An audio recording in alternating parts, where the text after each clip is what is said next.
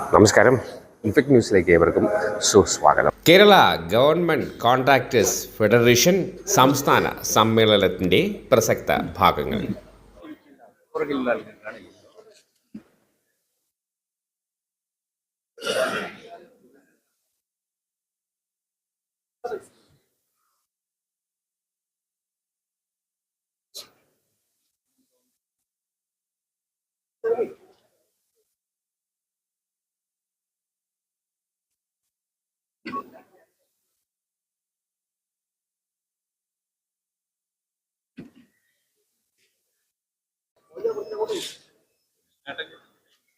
മുന്നോട്ട് കയറാൻ പറ്റുമോ?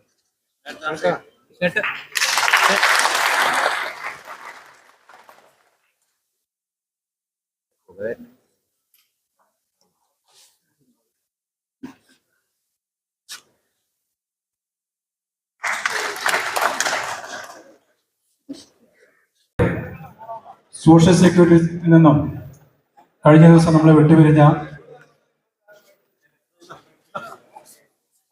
എറണാകുളം ജില്ലയിൽ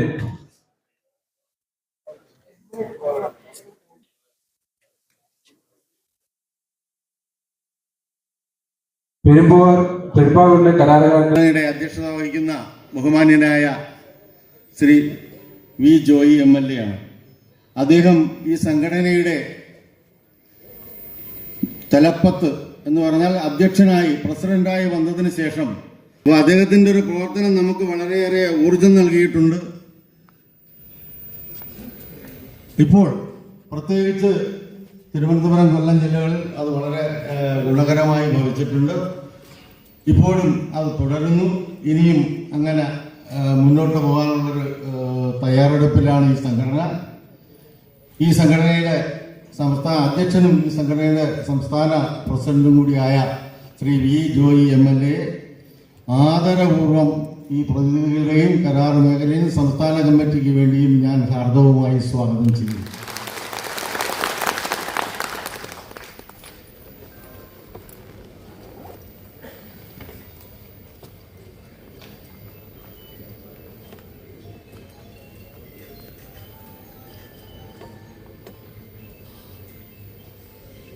അടുത്തതായി സ്വാഗതം ആശംസിക്കാനുള്ളത് ഉദ്ഘാടകനാണ്.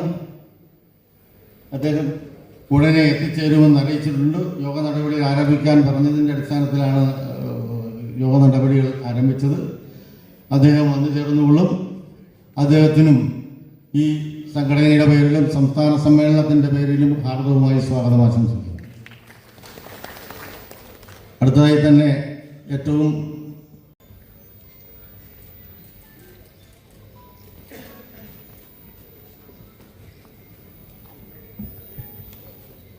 അടുത്തതായി നമ്മുടെ നിയമസഭാ പ്രതിപക്ഷ നേതാവ് ശ്രീ VD സതീശനോടുള്ളതാണ്. അദ്ദേഹവും എത്തിച്ചേരുമെന്ന് അറിയിച്ചിട്ടുണ്ട്. അദ്ദേഹത്തിനും ഈ സമ്മേളനത്തിൻ്റെ പേരിൽ സ്വാഗത സംഘത്തിൻ്റെ പേരിലും ഹാർദവമായി സ്വാഗതം ആശംസിച്ചുകൊള്ളുന്നു.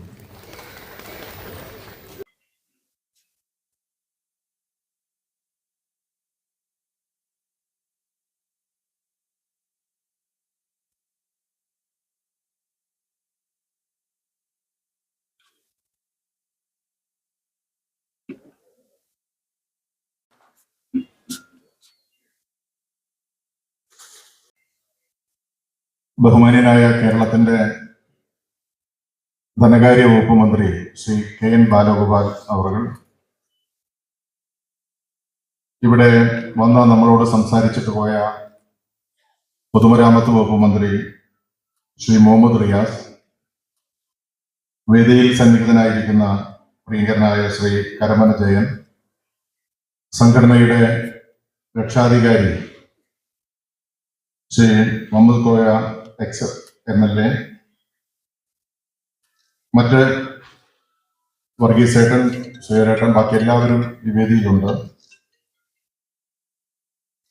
ഞാൻ മന്ത്രി കൂടി വന്നിട്ട് ഒരു അധ്യക്ഷ പ്രസംഗം നടത്താമെന്ന് നിങ്ങളോട് പറഞ്ഞു. ചില കാര്യങ്ങൾ അദ്ദേഹത്തിന്റെ ശ്രദ്ധയിൽ ഉണ്ട്. അതൊന്നുകൂടി ഓർമ്മപ്പെടുത്തുന്നതിന് ഈ അവസരം വിനിയോഗിക്കേണ്ടതായിട്ട് ഉണ്ട്. ഇന്ന് നമ്മളൊരു 700 പ്രതിനിധികളാണ് ഈ സമ്മേളനത്തിൽ കേരളത്തിന്റെ വിവിധ ജില്ലകളിൽ നിന്ന് പങ്കെടുക്കുന്നത്. വളരെ കുറച്ച് സമയം കൊണ്ട് കേരളത്തിലെ കരാറുകാരുടെ ഏറ്റവും വലിയ സംഘടനയായി നമ്മുടെ സംഘടനയ്ക്ക് മാറാൻ കഴിഞ്ഞിട്ടുണ്ട്. ഇന്ന് ഈ മേഖലയിൽ ഒരു റഫറൻഡം നടത്തിയാൽ KGCF അതിലേറ്റവും ഉന്നതമായ സ്ഥാനത്ത്, ഒന്നാമത്തെ സ്ഥാനത്ത് വരുമെന്നുള്ള കാര്യത്തിൽ ഒരു സംശയവും വേണ്ട.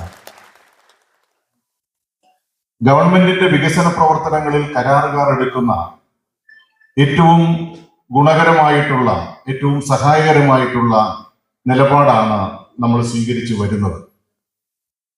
നമ്മളെ സംബന്ധിച്ചിടത്തോളം ചില പ്രശ്നങ്ങൾ ബഹുമാനപ്പെട്ട മന്ത്രിക്ക്, ധനകാര്യ വകുപ്പ് മന്ത്രിക്ക് അറിയാവുന്നതാണ്.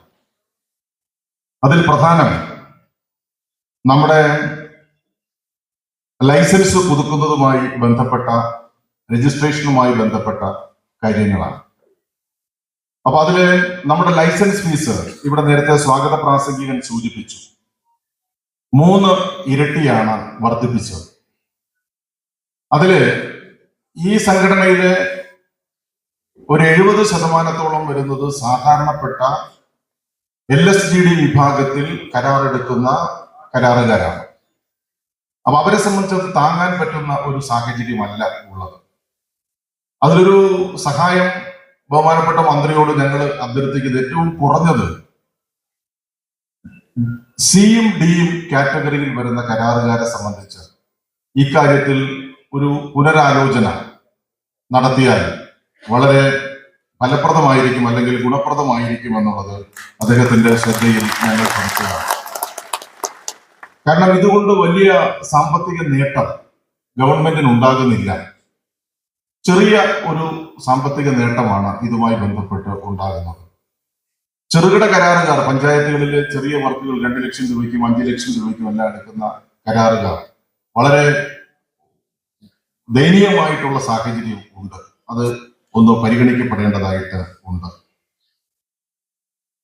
രണ്ടാമത്, ഈ മാനുവലായിട്ട് നമുക്ക് പഞ്ചായത്തുകളിൽ അത്യാവശ്യ ഘട്ടങ്ങളിൽ വർക്ക് നടത്തിയിരുന്നു. അതിപ്പോ ഈ ടെൻഡറിന്റെ പരിധിയിലാണ് വരുന്നത്. സ്വാഭാവികമായി കുറച്ച് കാര്യങ്ങൾ പരിഗണിച്ചുകൊണ്ടായിരിക്കും ഗവൺമെന്റ് ഈ ടെൻഡർ കൊണ്ടുവന്നത്. അതിൽ ഒരു കാര്യം ഗവൺമെന്റ്, ഒന്ന് കുറച്ച് തുകയെങ്കിലും നമുക്ക് മാനുവലായി ചെയ്യാനുള്ള ഒരു അനുവാദം അത് ഇടയ്ക്ക് ബഹുമാനപ്പെട്ട മന്ത്രി നൽകിയിരുന്നു. അതിലെന്തെങ്കിലും തുടർന്നും ചെയ്യുന്നതിന് വേണ്ടിയിട്ട് സാധിക്കുമോ? 2, ഈ കരാറുകാരെ സംബന്ധിച്ചിടത്തോളം ഈ ടെൻഡർ ആയതുകൊണ്ട് കേരളത്തിൽ എവിടെ ഇരുന്നുകൊണ്ടും ഈ ടെൻഡറിൽ പങ്കെടുക്കാം. ഒരു ബ്ലോക്കിനകത്ത്, ഒരു പഞ്ചായത്തിനകത്ത് അത്യാവശ്യം ഉപജീവന മാർഗമായി കണ്ടെത്തി ഈ കരാറുകാർ പ്രവർത്തിച്ചു വരികയാണ്. അവരെ സംബന്ധിച്ചിടത്തോളം അവർക്ക് വർക്ക് കിട്ടാത്ത ഒരു സാഹചര്യത്തിലേക്ക് പോവുകയാണ്. ഈ ടെൻഡർ ആണെങ്കിലും ബ്ലോക്ക് ബേസ് ചെയ്തെടുത്താൽ ഒരു 6-7 പഞ്ചായത്തുകൾ, ചിലപ്പോൾ ഒരു മുനിസിപ്പാലിറ്റിക്കകത്ത് വരുന്ന പ്രദേശം, ഈ പ്രദേശത്തെ കരാറുകാർക്ക് ഒരു മുൻഗണന ഏതെങ്കിലും വിധത്തിൽ നമുക്ക് നൽകാൻ വേണ്ടിയിട്ട് സാധിക്കുമോ? ഇല്ലെങ്കിൽ അവർക്ക് കരാർ കിട്ടില്ല. എവിടെന്നെങ്കിലും വരുന്ന ആളുകൾ ദൂരെ നിന്ന് കരാർ എഴുതി അവര് ഏതെങ്കിലും വിധത്തിൽ കാര്യങ്ങൾ ചെയ്തു പോകുന്ന സാഹചര്യമാണ് ഉള്ളത്. അപ്പോ ബ്ലോക്ക് ബേസ് ചെയ്ത് ആ ബ്ലോക്കിനകത്തുള്ളവർക്ക് ഈ ടെൻഡറിൽ ഏതെങ്കിലും ഒരു സംവിധാനത്തിൽ സഹായം നൽകാൻ പറ്റുമോ എന്നുള്ളത് മനുഷ്യത്വപരമായി തന്നെ നമ്മൾ ആലോചിക്കേണ്ടുന്ന ഒരു വിഷയമാണ്.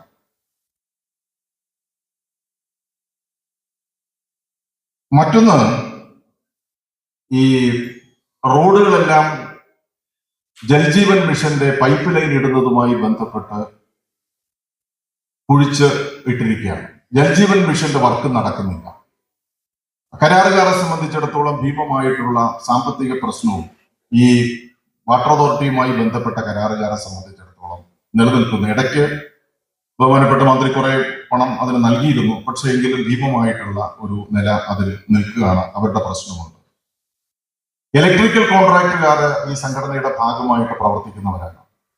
ഇലക്ട്രിക്കൽ കോൺട്രാക്ടുകാരെ സംബന്ധിച്ചിടത്തോളം 2 കോടി രൂപ വരെ വരുന്ന വർക്കുകൾക്ക് മാത്രമാണ് അവർക്ക് അതിനകത്ത് പങ്കെടുക്കാൻ വേണ്ടിയിട്ട് സാധിക്കുന്നത്. അവർ ലൈസൻസ് എടുത്ത്, അവര് ഡിപ്ലോമ എടുത്ത് ഉപജീവന മാർഗമായി കണ്ടെത്തിയിരിക്കുന്നതാണ്. 5 ലക്ഷം 2 ലക്ഷം രൂപ കഴിഞ്ഞാൽ പിന്നെ അത് എടുക്കുന്ന കരാറുകാരന് തന്നെ ചെയ്യുന്ന സാഹചര്യമാണ് ഉള്ളത്.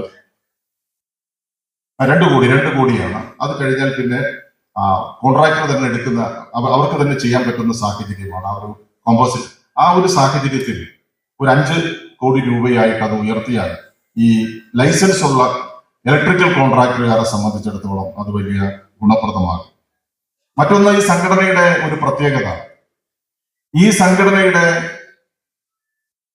അംഗങ്ങളായിരിക്കുന്ന ആളുകളെ സംബന്ധിച്ചിടത്തോളം അവര് മരണപ്പെട്ടാൽ ഒരു തുക സോഷ്യൽ സെക്യൂരിറ്റി സ്കീമിന്റെ ഭാഗമായി ഈ കേരളത്തിൽ മറ്റൊരു സംഘടനയും നൽകാത്ത നിലയിൽ അവർക്ക് 5 ലക്ഷം രൂപ കുടുംബസഹായം, മരണാനന്തരം ആ കുടുംബത്തിന് സഹായമായി നൽകുന്ന സംവിധാനമുള്ളത് നമ്മുടെ ഈ സംഘടനയ്ക്ക് മാത്രമാണ്. ആ സോഷ്യൽ സെക്യൂരിറ്റി സ്കീമിന്റെ ഭാഗമായി ഇതുവരെ 78 കരാറുകാർ മരണപ്പെടുകയും അവർക്ക് 5 ലക്ഷം രൂപ വീതം സോഷ്യൽ സെക്യൂരിറ്റിയുടെ ഭാഗമായിട്ട് നൽകുകയും ചെയ്തു. ഇപ്പോ ആ 5 ലക്ഷം എന്നുള്ളത് 7.5 ലക്ഷമായിട്ട് സോഷ്യൽ സെക്യൂരിറ്റി സ്കീം ഈ സംഘടന അതിന്റെ തുക വർദ്ധിപ്പിച്ചിരിക്കുകയാണ്. ഇപ്പൊ ഗവൺമെന്റ് ഒരു തവണ നമുക്കൊരു സഹായം ലഭ്യമാക്കുന്നതിന് വേണ്ടിയിട്ടൊരു ശ്രമം നടത്തിയിരുന്നു. അത് ഇടയ്ക്ക് വെച്ച് പിന്നെ നിന്ന് ഒരൊറ്റ തവണ നമ്മുടെ ഈ സോഷ്യൽ സെക്യൂരിറ്റി സ്കീമിനെ സഹായിക്കുന്നതിന് വേണ്ടി ഏറ്റവും ജീവകാരുണ്യ പ്രവർത്തനമാണ്. ഒരു കരാറുകാരൻ മരിച്ചാൽ വേറെ എങ്ങൊന്നും പണം കിട്ടില്ല. അത് ഈ സംഘടന തന്നെ കൊടുക്കുകയാണ്. 5 ലക്ഷം രൂപ വെച്ച് കൊടുക്കുകയാണ്. ഈ വർഷം മുതൽ അത് 7.5 ലക്ഷം രൂപയായിട്ട് വർദ്ധിക്കുകയാണ്. അപ്പൊ ഏറ്റവും പ്രധാനപ്പെട്ട ഈ സോഷ്യൽ സെക്യൂരിറ്റി സ്കീമിന് ഗവൺമെന്റ് ഒരു സഹായം നേരത്തെ പ്രഖ്യാപിച്ചിരുന്നു.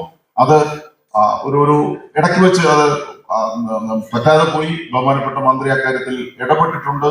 സംഘടനാ നേതാക്കന്മാരുമായി സംസാരിച്ചിട്ടുണ്ട്. ആ നിലയിലെല്ലാം നമുക്ക് ഒരു സഹായം ഗവൺമെന്റിന്റെ ഭാഗത്തുനിന്ന് ലഭ്യമാകണം എന്നുകൂടി അവസരത്തിൽ അഭ്യർത്ഥിച്ച് പറയാൻ ധാരാളം കാര്യങ്ങളുണ്ട്. പക്ഷെ ഞാൻ അതൊന്നും ഇപ്പൊ അദ്ദേഹത്തോട് പറയുന്നില്ല.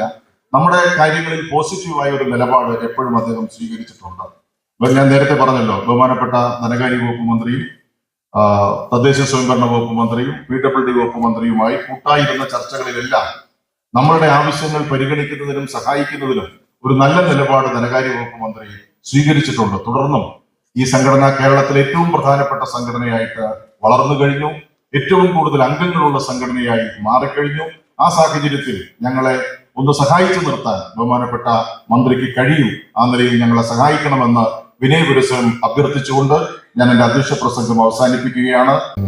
ഒട്ടേറെ കാര്യങ്ങളിൽ ചർച്ചകൾ നടത്തിയിട്ടുണ്ട്.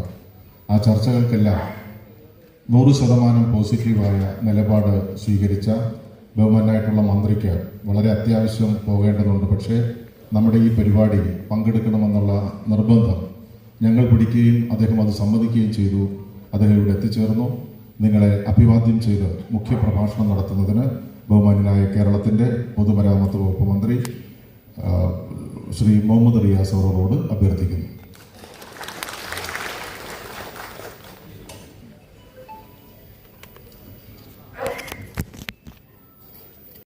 അധ്യക്ഷൻ, ബഹുമാനപ്പെട്ട ശ്രീ വി ജോയ് MLA, വേദിയിലുള്ള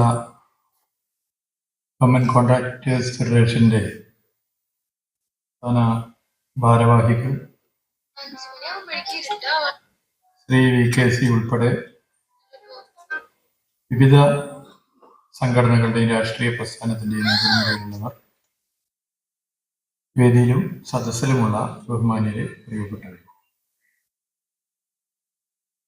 വളരെ നല്ല നിലയിൽ കേരളത്തിലെ ഗവൺമെന്റ് അംഗീകൃത കരാറുകാരുടെ വിഷയങ്ങൾ ഇടപെട്ട് മുന്നോട്ട് പ്രവർത്തിച്ചു പോയിക്കൊണ്ടിരിക്കുന്ന ഒരു സംഘടനയാണ് കേരള ഗവൺമെന്റ് കോൺട്രാക്ടേഴ്സ് ഫെഡറേഷൻ എന്നുള്ളത് നാടിനെ അറിയാവുന്ന കാര്യമാണ്.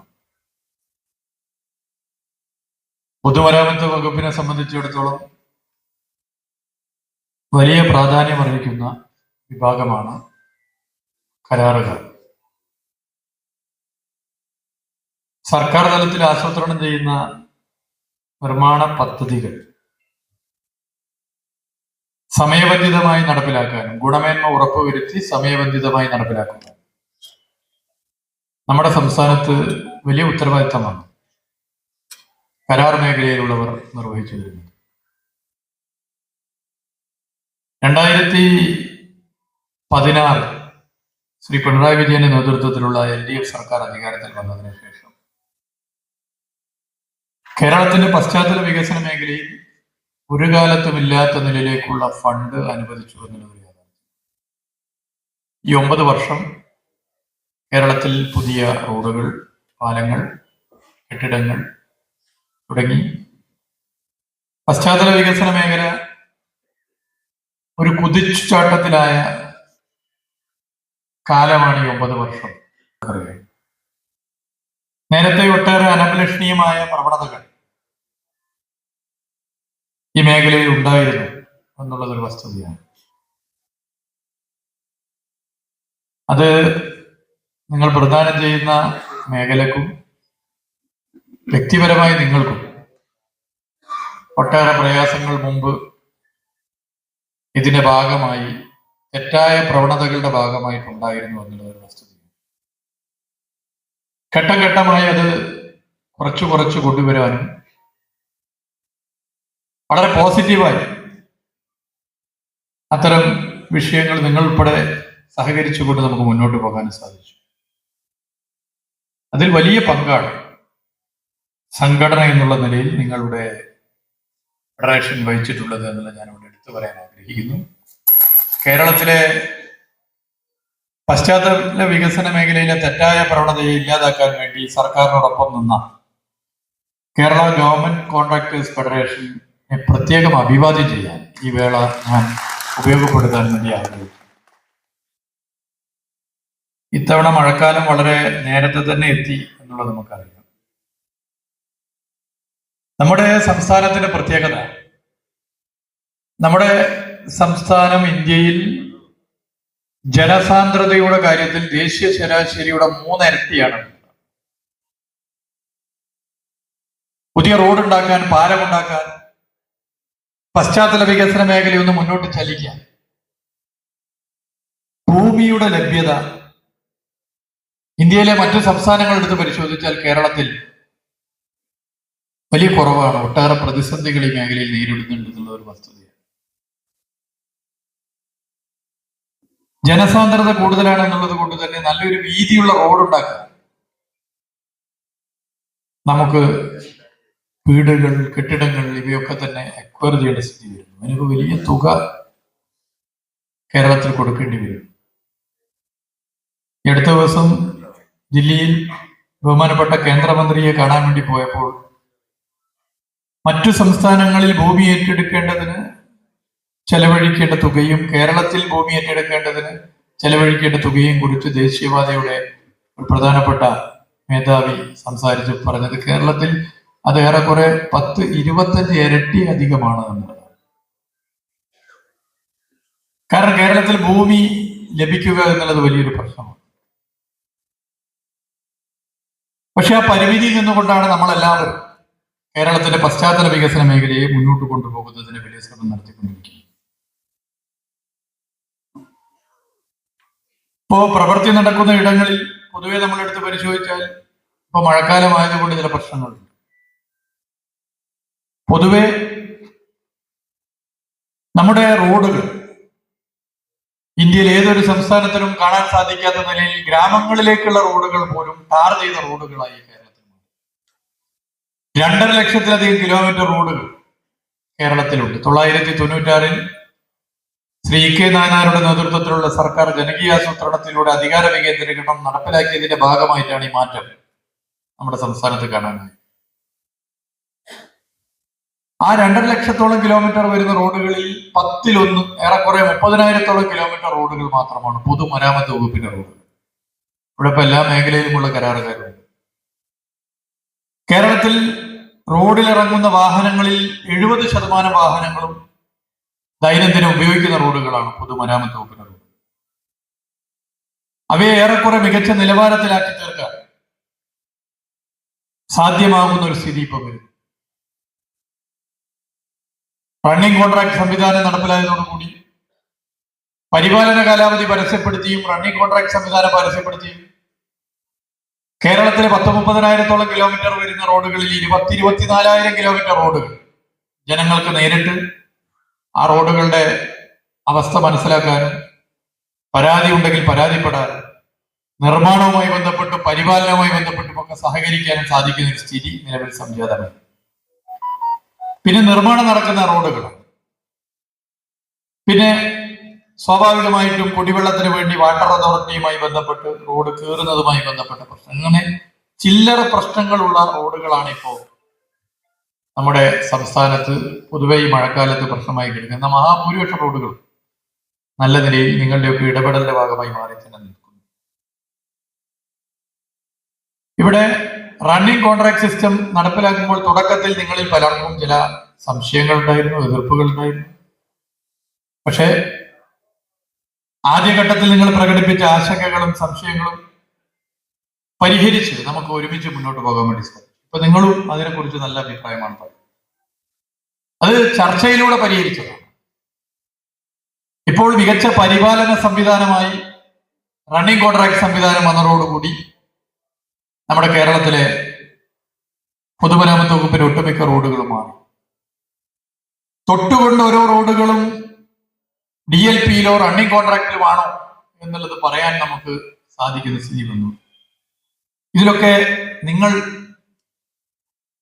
കൂട്ടായി നടത്തിയ ഇടപെടൽ, സഹകരണം, അതിന് പ്രത്യേകം നന്ദി പറയാൻ ഈ വേള ഞാൻ ഉപയോഗപ്പെടുത്താൻ വേണ്ടി ആഗ്രഹിക്കുകയാണ്. ഒരു പുതിയ സംവിധാനം കൊണ്ടുവന്നാൽ തീർച്ചയായും നിങ്ങളുടെ സഹകരണം ഇല്ലെങ്കിൽ അത് നടപ്പിലാക്കുക എളുപ്പമല്ല. എന്നാൽ അതിൽ നിങ്ങളുടെ ആശങ്കകൾ പ്രകടിപ്പിക്കുകയും ചർച്ചയിലൂടെ ആശങ്കകൾക്ക് പരിഹാരം കണ്ടുകൊണ്ട് അതിനോട് പൂർണ്ണമായ സഹകരണത്തിലെത്താൻ നിങ്ങൾക്ക് സാധിക്കുകയും ചെയ്തു. കേരളത്തിൽ ഭരണകക്ഷി പ്രതിപക്ഷ MLA മാർ എല്ലാവരും സഹകരിച്ചു. ഇന്ന് നമുക്കൊപ്പമില്ലാത്ത മുൻ മുഖ്യമന്ത്രി ശ്രീ ഉമ്മൻചാണ്ടിയാണ് പുതുപ്പള്ളിയിലെ റണ്ണിംഗ് കോൺട്രാക്ട് സംവിധാനത്തിന്റെ ഉദ്ഘാടനം നിർവഹിച്ചു.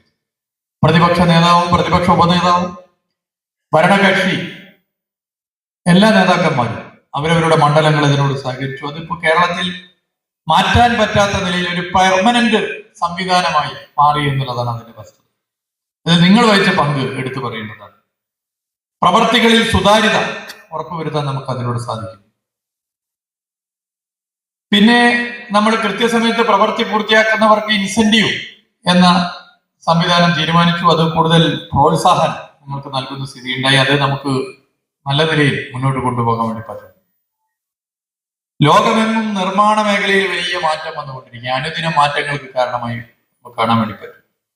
അത്യാധുനികമായ സംവിധാനങ്ങൾ, നൂതന സാങ്കേതിക വിദ്യകൾ, സംഘടന എന്നുള്ള നിലയിൽ നിങ്ങൾ ലോകത്ത് ഈ മേഖലയിൽ വന്നുകൊണ്ടിരിക്കുന്ന മാറ്റങ്ങളെ പഠിക്കാൻ, ഈ മാറ്റങ്ങൾ നമ്മുടെ സംസ്ഥാനത്ത് കൊണ്ടുവരുവാൻ നിങ്ങളുടെ അംഗങ്ങളായ കരാർ സുഹൃത്തുക്കളെ ബോധവൽക്കരിച്ച് മുന്നോട്ട് പോകാനുമുള്ള ഇടപെടൽ കൂടി നടത്തും എന്ന് ഞാൻ പ്രതീക്ഷിക്കുന്നു. കരാർ സംഘടനയുടെ ഒരു സമ്മേളനം എന്നുള്ള നിലയിൽ പുതിയ കാലം നൂതന സംവിധാനങ്ങളെ പരിചയപ്പെടുത്താൻ, അത്യാധുനിക സംവിധാനങ്ങളും നൂതന സാങ്കേതിക വിദ്യകളും നിങ്ങൾക്ക് പരിചയപ്പെടുത്താനും സാധ്യമാക്കുന്ന നിലയിലേക്കുള്ള പുതിയ പുതിയ പരിപാടികൾ ആവിഷ്കരിക്കും എന്ന് ഞാൻ പ്രതീക്ഷിക്കുന്നു. ഇവിടെ കേരളത്തിന്റെ പശ്ചാത്തല വികസന മേഖലയിൽ നൂതന സംവിധാനങ്ങൾ അനിവാര്യമാണ്. ആ മാറ്റത്തിനനുസരിച്ച് നമ്മുടെ നാടും നിങ്ങളും മാറും എന്ന് ഞാൻ പ്രതീക്ഷിക്കുന്നു. ജനം പൊതുവെ ഇത് ആഗ്രഹിക്കുന്നു. ഇപ്പൊ നമ്മള് ഇനിയുള്ള കാലം നോക്കൂ, എവിടെയാണ് നമുക്ക് ഇനി പുതിയ റോഡ് ഉണ്ടാക്കാൻ സാധിക്കും? കേരളത്തിൽ നല്ല വീതിയുള്ള റോഡ് പുതുതായി ഉണ്ടാക്കാൻ സ്ഥലമില്ല. ഇനി സ്ഥലം കണ്ടെത്തിയാൽ തന്നെ അവിടുത്തെ വീടുകളും കെട്ടിട സ്ഥാപനങ്ങളും വ്യാപാര സ്ഥാപനങ്ങളും ഒക്കെ ഒഴിവാക്കാൻ എത്ര കാലമെടുക്കും? വാഹനപ്പെരുപ്പം എന്നുള്ളത് ഒരു പ്രധാന പ്രശ്നമായി നമ്മുടെ സംസ്ഥാനം നേരിടുന്നു. രണ്ടിലൊരാൾക്ക് കേരളത്തിൽ ഇപ്പൊ എന്തെങ്കിലും ഒരു വാഹനമുണ്ട് എന്നുള്ളതാണ് പുതിയ കണക്ക്.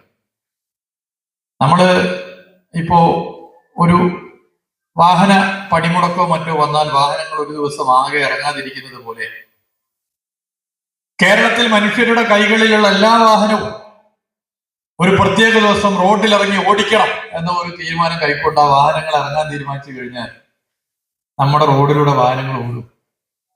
വാഹന ചങ്ങലയായിരിക്കും, വാഹന കോട്ടയായിരിക്കും കേരളത്തിലെ റോഡുകളിൽ. ഒരു ഇഞ്ച് നമുക്ക് മുന്നോട്ട് പോകാൻ വേണ്ടി പറ്റില്ല. ഇന്ന് നമ്മൾ പിടിച്ചേക്കുന്നത് എല്ലാവരുടെ കൈകളിലുമുള്ള വാഹനങ്ങൾ എല്ലാ റോഡിലും ഒരേ ദിവസം ഇറങ്ങുന്നില്ല. ഒരു 25% ഒരു ദിവസം ഇറങ്ങും, ഒരു 30% വേറൊരു ദിവസം ഇറങ്ങും, അങ്ങനെ അങ്ങനെ ഇറങ്ങി പോകുന്നു എന്നുള്ളതാണ്. ഒഴിവ് ദിവസങ്ങളിൽ നിങ്ങൾ കാണുന്നില്ല, ചില ഒഴിവ് ദിവസങ്ങളിലൊക്കെ തന്നെ ഈ വാഹനങ്ങൾ ഇറങ്ങുമ്പോൾ റോഡിന്റെ ബ്ലോക്ക്. ഇത് എല്ലാ ദിവസമാണെങ്കിൽ എന്താണ് സ്ഥിതി? അപ്പൊ എങ്ങനെ പുതിയ റോഡുകൾ ഇനി ഉണ്ടാക്കാൻ വേണ്ടി പറ്റും? അവിടെയാണ് വിദേശ രാജ്യങ്ങളിലുള്ളതുപോലെ ഭൂമിയുടെ അടിയിലൂടെയുള്ള പാതകളാണ് ഇനി ഒരുപക്ഷെ കേരളത്തിൽ യാഥാർത്ഥ്യമാക്കാൻ സാധിക്കുക എന്നുള്ള വസ്തുത നമ്മൾ ഭാവിയിൽ ചർച്ച ചെയ്യേണ്ടി വരിക. ഇപ്പോ തുരങ്കപാതകൾ നമ്മൾ അതിനെക്കുറിച്ച് ചർച്ച ചെയ്യുന്നു. ചിലതിപ്പോ അതിന്റെ പ്രവൃത്തിയിലേക്ക് കിടക്കുന്നു. വയനാട്ടിലെ തുരങ്കപാത നിങ്ങളുടെ മുമ്പിലുണ്ട്. പല വിദേശ രാജ്യങ്ങളിലും ഭൂമിയുടെ അടിയിലൂടെയാണ് പ്രധാനപ്പെട്ട പാതകൾ. കേരളത്തിൽ ഇങ്ങനെയാണെങ്കിൽ ഭാവിയിൽ എന്ത് ചെയ്യാൻ വേണ്ടി പറ്റും? ഇപ്പൊ നമ്മൾ ആലോചിക്കുമ്പോൾ അതിന് പല സംശയങ്ങളും പല ആശങ്കകളും പ്രശ്നങ്ങളും ഒക്കെ ഉണ്ട്. പക്ഷെ ഭാവി അത്തരം കാര്യങ്ങൾ ഉൾപ്പെടെ ചർച്ച ചെയ്യുന്നിടത്തേക്ക് എത്തുന്ന സ്ഥിതിയിലേക്കാണ് പോകുന്നത്. അപ്പോ ലോകത്ത് വന്നുകൊണ്ടിരിക്കുന്ന ഓരോ മാറ്റത്തെയും നമുക്ക് കാണാനും അവ തിരിച്ചറിഞ്ഞ് പ്രശ്നത്തിന് പരിഹാരം കാണാനും നമുക്ക് സാധിക്കണം. അതിന് നിങ്ങൾ മുൻകൈ എടുക്കണമെന്ന് ഞാൻ അഭ്യർത്ഥിക്കുന്നു. പുതിയ സംവിധാനങ്ങൾ എത്തിക്കുന്ന പ്രവർത്തനങ്ങൾക്ക് നേതൃത്വം നൽകുവാൻ നിങ്ങളുടെ സംഘടനക്ക് സാധിക്കുമെന്ന് ഞാൻ പ്രതീക്ഷിക്കുന്നു. സർക്കാർ അത്തരം നിങ്ങളുടെ നീക്കങ്ങൾക്കൊപ്പം ഉണ്ടാകും എന്നുള്ളത് ഇവിടെ പ്രത്യേകം ചൂണ്ടിക്കാട്ടാൻ ഈ വേള ഞാൻ ഉപയോഗപ്പെടുത്താൻ വേണ്ടി ആഗ്രഹിക്കുന്നു. 2021 മെയ് 20 ഈ ഗവൺമെന്റ് വരുമ്പോൾ ഒട്ടനവധി പ്രശ്നങ്ങളാണ് നിങ്ങളുടെ നേതൃത്വം നേരിൽ വന്ന് പറഞ്ഞത്. ന്യായമായ ആവശ്യങ്ങളോട് വളരെ പോസിറ്റീവായ സമീപനമാണ് പല പരിമിതിയിൽ നിന്നുകൊണ്ട് തന്നെ നടത്തിയിട്ടുള്ളത്. അത്തരം സമീപനമാണ് പൊതുവെ സ്വീകരിച്ചിട്ടുള്ളത്. അത് യാഥാർത്ഥ്യമാക്കുന്നതിന് എല്ലാ തരത്തിലുമുള്ള ഇടപെടൽ നമ്മൾ കൂട്ടായി നടത്തുകയില്ല. ഇതിൽ പ്രശ്നങ്ങൾ പറയാൻ വേണ്ടി ഒരു കോമൺ പ്ലാറ്റ്ഫോം വേണമെന്നുള്ളത് ദീർഘകാലത്തെ ആവശ്യമാണ്. ഒരു കോർഡിനേഷൻ കമ്മിറ്റി ദീർഘകാലത്തെ ആവശ്യത്തിന് പരിഹാരം കണ്ടുകൊണ്ട് ഒരു പ്ലാറ്റ്ഫോം, ഒരു കോർഡിനേഷൻ കമ്മിറ്റി എന്നുള്ള ഉദ്യോഗസ്ഥരും കരാറുകാരും അടങ്ങിയ ഒരു കോർഡിനേഷൻ കമ്മിറ്റി എന്നുള്ളത് യാഥാർത്ഥ്യമാക്കാൻ സാധിച്ച കാലയളവ് ഈ കാലയളവാണ്. അത് മുന്നോട്ട് വെച്ച സംഘടന നിങ്ങളുടെ സംഘടനയാണ് എന്നുള്ളത് ഇവിടെ പ്രത്യേകം ചൂണ്ടിക്കാട്ടാൻ. അതിൽ ചില പരിമിതികളും പ്രശ്നങ്ങളും ഉണ്ട്. അത് നമുക്ക് ഇനിയും അത് പറഞ്ഞ് തീർത്ത് നമുക്ക് മുന്നോട്ട് പോകാൻ സാധിക്കണം. അതിന് സമയപരിധി കൃത്യമായി പാലിച്ചുകൊണ്ട് പോകണം. നിങ്ങളെ കേൾക്കാൻ കഴിയുന്ന ഒരു സംവിധാനമായി അത് നമുക്ക് ഇനിയും മാറ്റണം. അതിന് കൃത്യമായ ഷെഡ്യൂൾ ടൈം പ്രകാരം നമുക്ക് അതിന്റെ യോഗങ്ങൾ നടത്താൻ പറ്റും. ആ ഫോറത്തിന്റെ പോരായ്മകൾ, പരിമിതികൾ ഉണ്ടെങ്കിൽ അവ നമുക്ക് തിരുത്താം. അതിലൊരു സംശയവും. ലൈസൻസ് കാലാവധിയുമായി ബന്ധപ്പെട്ട പ്രശ്നം ഈ ഗവൺമെന്റ് വന്നപ്പോൾ നിങ്ങൾ ശ്രദ്ധപ്പെടുത്തിയാണ്. ലൈസൻസ് കാലാവധി നീട്ടുന്ന വിഷയത്തിലും ലൈസൻസ് പുതുക്കുന്ന വിഷയത്തിലും എല്ലാം വളരെ പോസിറ്റീവായ നിലപാടാണ് പൊതുമരാമത്ത് വകുപ്പ് സ്വീകരിച്ചത് എന്നുള്ളത് ഞാനിവിടെ ചൂണ്ടിക്കാട്ടാൻ ആഗ്രഹിക്കുകയാണ്. ലൈസൻസ് കാലാവധി 5 വർഷമായി നീട്ടുക എന്നുള്ള നിങ്ങളുടെ ആവശ്യം അത് തീരുമാനമാക്കി മാറ്റിയത് ഈ കാലയളവിലാണ് എന്നുള്ളത് ഇവിടെ ചൂണ്ടിക്കാട്ടാൻ ഞാൻ ആഗ്രഹിക്കുന്നു. DSR കാര്യം എടുത്ത് പരിശോധിച്ചാൽ ഞാൻ അതിന്റെ തീയതികൾ എഴുതി വെച്ചു. ഡൽഹി ഷെഡ്യൂൾ റേറ്റുമായി ബന്ധപ്പെട്ട് ഒരു സർക്കാരിന്റെ ഭരണകാലാവധിയിൽ 2 തവണ DSR പുതുക്കിയത് കേരളത്തിന്റെ ചരിത്രത്തിൽ ആദ്യമായി ഈ കാലയളവിലാണ്. അത് നിങ്ങളുടെ പ്രധാനപ്പെട്ട ഡിമാൻഡ് കൂടി ആയിരുന്നു എന്നുള്ളതും ഞാനിവിടെ സൂചിപ്പിക്കാൻ ആഗ്രഹിക്കുകയാണ്. സർക്കാർ പല നിലയിലുള്ള പ്രയാസങ്ങളും പ്രതിസന്ധികളും നേരിടുന്നു. നമുക്ക് അർഹമായ ഫണ്ട് പല നിലയിലും ലഭ്യമാകാത്ത പ്രശ്നം വരുന്നുണ്ട്. കേന്ദ്ര സർക്കാരുമായി ഇതൊക്കെ ചർച്ച ചെയ്യുന്നുണ്ട്. എന്നാൽ ഈ പരിമിതിയിലൊക്കെ നിന്നുകൊണ്ട് നമ്മൾ നിർമ്മാണ മേഖലയിൽ പരസ്പര ധാരണയോടുകൂടി മുന്നോട്ട് പോകാനുള്ള ശ്രമമാണ് പൊതുവെ നടത്തിയിട്ടുള്ളത്. കേരളത്തിന്റെ നിർമ്മാണ മേഖലയിൽ വലിയ പ്രശ്നങ്ങൾ ഉണ്ടായിരുന്നില്ല ഈ സാമ്പത്തിക ക്രൈസിസിലും എന്നുള്ളത് നമ്മൾ ഓർക്കേണ്ടതുണ്ട്. ഈ സാമ്പത്തിക ക്രൈസിസ് ഘട്ടത്തിൽ ഉണ്ടാകേണ്ടിയിരുന്നത്ര പ്രശ്നം കേരളത്തിന്റെ നിർമ്മാണ മേഖല നേരിട്ടിട്ടില്ല. കേരളത്തിൽ സർക്കാർ മേഖലയിൽ ഏറ്റവും കൂടുതൽ നിർമ്മാണ പ്രവർത്തനം നടക്കുന്നത് ഈ കാലയളവിലാണ് എന്നുകൂടി ഞാൻ ചൂണ്ടിക്കാട്ടുന്നു. അതിന് അനുവദിക്കപ്പെട്ട ഫണ്ട് നമ്മളോട് സംസാരിക്കുന്നതാണ്. ഈ 9 കൊല്ലക്കാലം കേരളത്തിൽ പാലങ്ങൾക്കും റോഡുകൾക്കും കെട്ടിടങ്ങൾക്കും പശ്ചാത്തല വികസന മേഖലയ്ക്കും വേണ്ടി ചെലവഴിക്കപ്പെട്ട തുക അത് ഞാൻ ഈ പറഞ്ഞ വാദത്തെ അടിവരയിട്ട് ഓർമ്മപ്പെടുത്തുന്നു. സമയബന്ധിതമായി നമ്മുടെ പ്രവർത്തികൾ പൂർത്തീകരിക്കാൻ എല്ലാ പിന്തുണയും നിങ്ങളുടെ ഭാഗത്തു നിന്നും ഉണ്ടായി എന്നുള്ളത് വേറെ സന്തോഷകരമായ കാര്യമാണ്. നല്ല നിലയിൽ തന്നെ നമുക്ക് ഇനിയും മുന്നോട്ട് പോകാൻ വേണ്ടി സാധിക്കും. തെറ്റായ പ്രവണതകളോട് ഒരു തരത്തിലും സന്ധി ചെയ്യുന്ന ഒരു സർക്കാർ അല്ല കേരളത്തിൽ നിന്ന് ഭരിക്കുന്ന ഇടതുപക്ഷ സർക്കാർ. അത്തരം പരാതികൾ ഏത് കോണിൽ നിന്നും അത്തരം നീക്കങ്ങൾ വന്നാൽ പരാതികളായി നിങ്ങൾക്ക് എപ്പോൾ വേണമെങ്കിലും ഞങ്ങളുടെ ശ്രദ്ധയിൽപ്പെടുത്താൻ സാധിക്കും. നിങ്ങളുടെ സംഘടന വഴിയോ വ്യക്തിപരമായോ അതിലൊരു പ്രയാസമില്ല എന്നത് ചൂണ്ടിക്കാട്ടും. അത്തരം തെറ്റായ പ്രവണതകളുടെ പിടിയിൽപ്പെടുന്നവരെ തിരുത്തിക്കാൻ, ശരിയായ രീതിയിൽ എത്തിക്കുവാനും സംഘടന തന്നെ മുൻകൈ എടുക്കണം എന്നുള്ളതും ഞാനിവിടെ ഓർമ്മപ്പെടുത്താൻ ആഗ്രഹിക്കുന്നു. നിങ്ങളിവിടെ മുന്നോട്ട് വെച്ച ചില പ്രശ്നങ്ങളിൽ അവ കൂട്ടായി നമുക്ക് ചർച്ച ചെയ്ത് മുന്നോട്ട് പോകാം.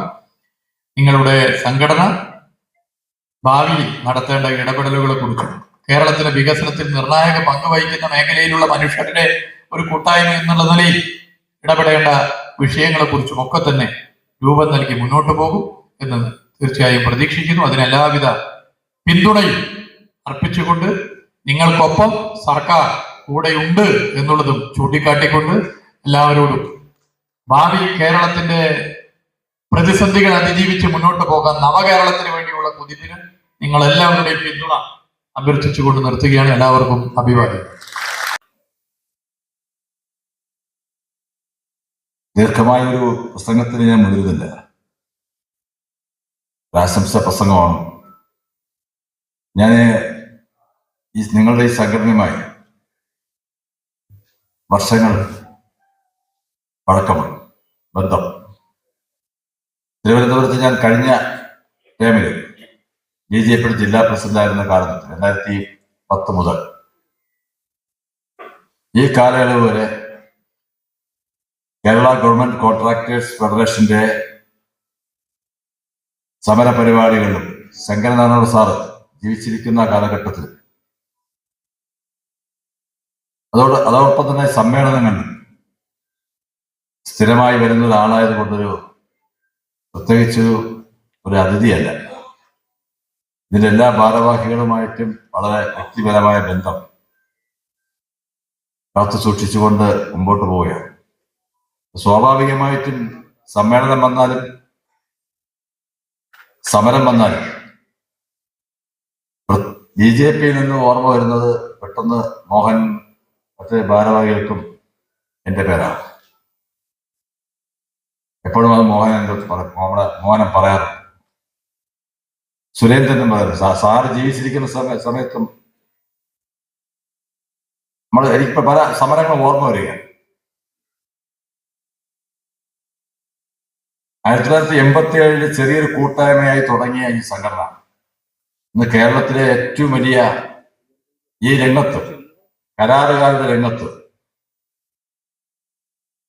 ഏറ്റവും വലിയ സംഘടനയായി മാറി എന്ന് പറയുമ്പോൾ 1987 മുതൽ ഇത്രയും വർഷക്കാലം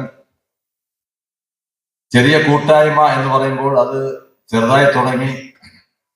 അന്ന് തുടങ്ങിയവർ ഒരുമിച്ച് നിന്ന് കഠിനമായി പ്രയത്നിച്ച് ഈ തലത്തിലെത്താൻ എത്രത്തോളം ബുദ്ധിമുട്ട് സഹിച്ചിട്ടുണ്ട്, എത്രത്തോളം മനോഭാവത്തോടു കൂടി ഈ രംഗത്ത് പ്രവർത്തിച്ചിട്ടുണ്ട് എന്നുള്ള കാര്യം നമുക്ക് മനസ്സിലാക്കാവുന്ന കാര്യം. ഒരു സംഘടനയെ കൊണ്ടുപോകാനും അത് ഒരുമിച്ച് നിർത്താനും ഇന്നത്തെ കാലഘട്ടം നമുക്കറിയാം. 10 പേര് ചേർന്ന് ഒരു സംഘടന ഉണ്ടാക്കിയാൽ 1 വർഷം കഴിയുമ്പോൾ 2ആയും 3ആയും പിരിയുന്ന ഒരു കാലഘട്ടമാണ്. ആ കാലഘട്ടത്തിലൂടെയാണ് നാം ജീവിക്കുന്നത്.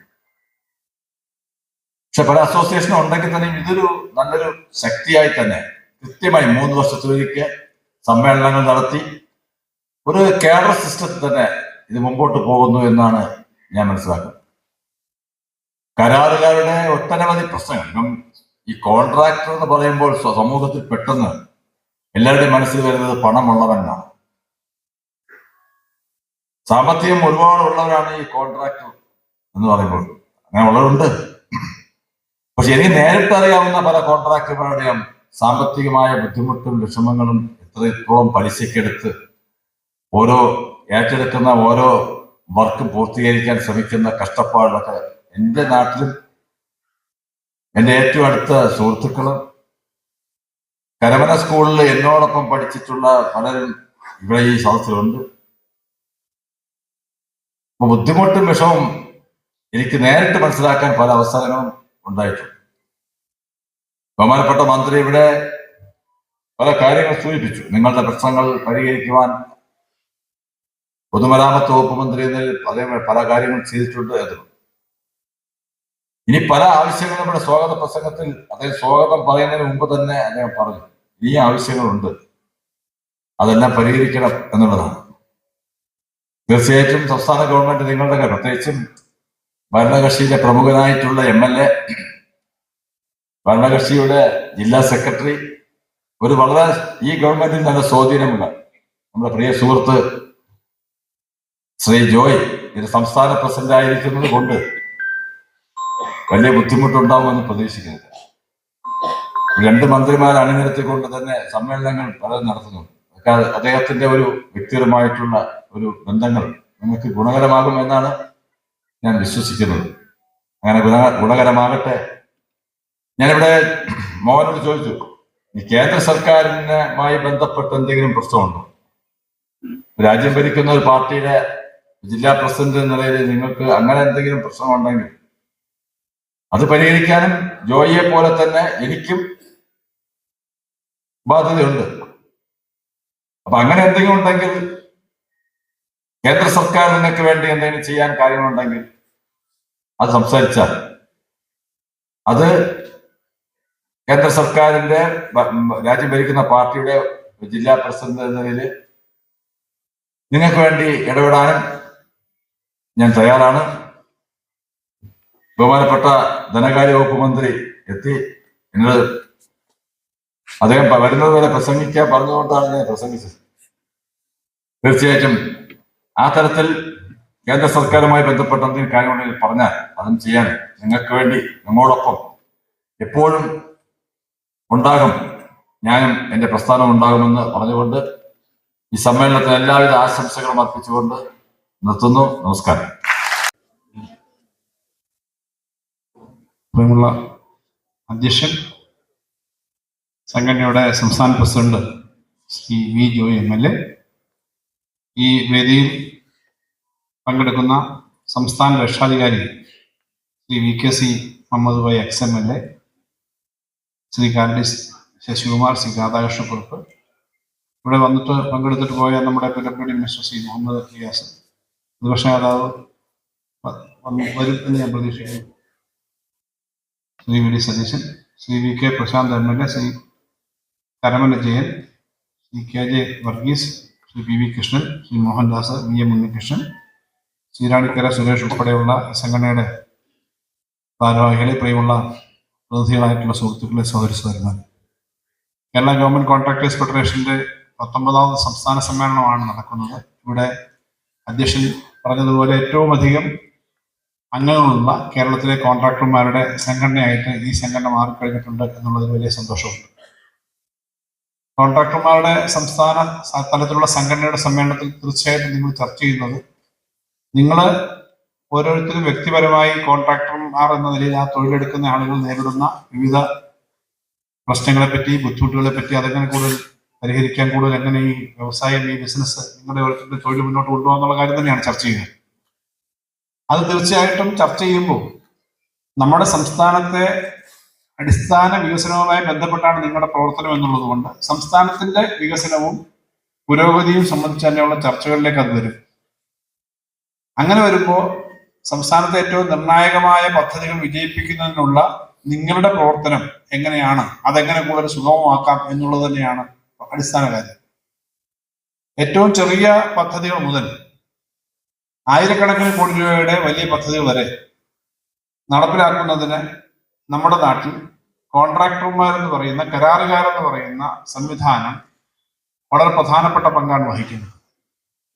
ആ സംവിധാനത്തിനകത്ത് മുൻകാലത്ത് ഉള്ളതിൽ നിന്നും വ്യത്യസ്തമായി കൂടുതൽ ആധുനികമായ സംവിധാനങ്ങളും കമ്പനികളും വരുന്നുണ്ട്. അത് കൂടുതൽ നന്നായി നടത്തിയെടുക്കാൻ സംഘടന ശ്രദ്ധിക്കുമെന്നാണ് ഞാൻ കരുതുന്നത്. ബഹുമാനപ്പെട്ട പ്രതിപക്ഷ നേതാവും എത്തി, അദ്ദേഹവും എത്തിയതുകൊണ്ട് നമ്മുടെ ഈ സമ്മേളനം എല്ലാവരും പങ്കെടുത്ത് പൂർണ്ണമാവുകയാണ്. അതുകൊണ്ട് ഈ സംഘടനാ സമ്മേളനത്തിൽ രാഷ്ട്രീയത്തിനൊക്കെ അതീതമായിട്ടുള്ള എല്ലാ മേഖലയിലും തൊഴിലെടുക്കുന്ന ആളുകളുടെ കൂട്ടായ്മയാണ് ഈ സംഘടന. ഇതിനകത്ത് എല്ലാവരും ചേരുന്നതാണ്. കോൺട്രാക്ടർമാർക്ക് നിലവിലുള്ള ധാരാളം കാര്യങ്ങളെ പറ്റി, ചിലതിനെ പറ്റി ഇവിടെ അധ്യക്ഷൻ പറഞ്ഞു. ഞാൻ അതിലേക്ക് എല്ലാ കാര്യങ്ങളിലേക്കും പോകുന്നില്ല. പക്ഷെ കേരളത്തിലെ കോൺട്രാക്ടർമാരും കേരളത്തിലെ കരാറെടുക്കുന്ന സംവിധാനവും കുറച്ചുകൂടി ആധുനികവൽക്കരിക്കണം എന്നുള്ള അഭിപ്രായം, കുറച്ചുകൂടി വൈപുല്യമാക്കണം എന്നുള്ള അഭിപ്രായം നിരന്തരമായി പറയുന്ന ആളാണ് ഞാൻ. സംഘടനാ ഭാരവാഹികളോട് പറയാറുണ്ട്, നിയമസഭയിൽ തന്നെ ഇത്തരം കാര്യങ്ങൾ സംസാരിക്കാൻ പറഞ്ഞിട്ടുണ്ട്. ആയിരക്കണക്കിന് 10,000-ലധികം സജീവ കോൺട്രാക്ടർമാർ കേരളത്തിലുണ്ടെന്നാണ് ഞാൻ മനസ്സിലാക്കുന്നത്. കേരളത്തിനകത്ത് പക്ഷേ ഈ അടുത്ത കാലത്ത് വരുമ്പോൾ നിർമ്മാണ പണികൾ എടുക്കുന്നത് കൂടുതലും എന്ന് ഞാൻ പറയുന്നില്ല. ഇത് നല്ലൊരു ഭാഗം നമ്പർ മറ്റു സ്ഥലത്തുനിന്ന് ആൾ വരുന്നു. മറ്റു സ്ഥലത്തുനിന്ന് ആൾ വരണം എന്നുള്ളത് നമുക്ക് അങ്ങോട്ട് പോകണം എന്നുള്ളൊരു തർക്കം ഉണ്ടായിട്ടല്ല. വിപുലമായ വലിയ കമ്പനികളുടെ കഥയെടുത്താൽ കേരളത്തിൽ 500 കോടി 300 കോടി അതിന് മേലെ അല്ലെങ്കിൽ 1000 കോടിയുടെ പദ്ധതി എടുക്കുന്ന കമ്പനികൾ കേരളത്തിൽ കുറവാണ്. വലിയ വിവാദമായ നാഷണൽ ഹൈവേയുടെ ചില വിവാദമാണ് നിർമ്മാണവുമായി ബന്ധപ്പെട്ട കാര്യങ്ങളാണ്. നമ്മുടെ നാട്ടിലെ കമ്പനികൾ എടുത്തിട്ടുള്ള ഒരു കമ്പനി മാത്രമാണ് എടുത്തിട്ടുള്ളത്. അതിന്റെ പേരൊന്നും ഞാൻ പറയേണ്ട കാര്യമില്ല. ആ സ്ഥലത്ത് പണി ചെയ്തപ്പോൾ അവിടുത്തെ പ്രാദേശികമായ പ്രശ്നങ്ങൾ അറിയാം. ഇവിടെയുള്ളവർക്ക് മഴ പെയ്ത് വെള്ളം വന്നാൽ തള്ളിപ്പോകും എന്നുള്ളത്, ഇവിടുത്തെ ചെളി, ഇവിടുത്തെ മണ്ണൊക്കെ വ്യത്യസ്തതയുള്ളതാണ്. ഓരോ നാട്ടിലും ആ വ്യത്യാസമുണ്ട്. നമുക്ക് മറ്റു പല സ്ഥലത്തും ഉള്ളതുപോലെ വലിയ കമ്പനികൾ കോൺട്രാക്ടർമാർ തന്നെ മുൻകൈ എടുത്ത് നിങ്ങളുടെ തന്നെ അത്തരത്തിലുള്ള പ്രസ്ഥാനങ്ങൾ ആരംഭിക്കണം എന്നുള്ള അഭിപ്രായം ഞാൻ നേരത്തെ പറഞ്ഞിട്ടുള്ളതുകൊണ്ട് വീണ്ടും ആവർത്തിക്കുകയാണ്. അങ്ങനെ വരുമ്പോൾ അതിന്റെ ലൈസൻസ് ട്രാൻസ്ഫർ ചെയ്തൊക്കെ ചില സാങ്കേതിക പ്രശ്നങ്ങളാണ് ഇപ്പൊ പറയുന്നത്. ഭാരവാഹികൾ പലപ്പോഴും നിയമസഭയിലും പറഞ്ഞു. ഈ ലൈസൻസ് ഇപ്പൊ വ്യക്തികളെന്ന നിലയിൽ എ ക്ലാസ് കോൺട്രാക്ടർമാരുണ്ട്, അവർക്ക് കമ്പനിയിലേക്ക് ലൈസൻസ് ട്രാൻസ്ഫർ ചെയ്യാവും. ഒരു സാങ്കേതിക പ്രശ്നമാണ്. ആ സാങ്കേതിക പ്രശ്നം പരിഹരിക്കാൻ വേണ്ടിയുള്ള ഇടപെടൽ ഗവൺമെന്റ് ഭാഗത്തുനിന്ന് സജീവമായിട്ട് എടുക്കാം. അങ്ങനെ ഒരുമിച്ച് ചേർന്ന് മാത്രമേ പലതിനെയും നമുക്ക് കോമ്പീറ്റ് ചെയ്യാൻ പറ്റൂ ഇപ്പോഴത്തെ ഈ മേഖലയിൽ. അതിനുള്ള ശ്രമങ്ങൾ ഉണ്ടാകണം എന്നുള്ളത് ഞാൻ പറയുകയാണ്. അതിനുള്ള എല്ലാ ശ്രമവും പിന്നീട് സർക്കാരിന്റെ ഭാഗത്തുനിന്നുണ്ടാവും. ഒരുമിച്ച് ചേർന്ന് ഈ പ്രവർത്തനങ്ങൾ നമുക്ക് നടക്കും.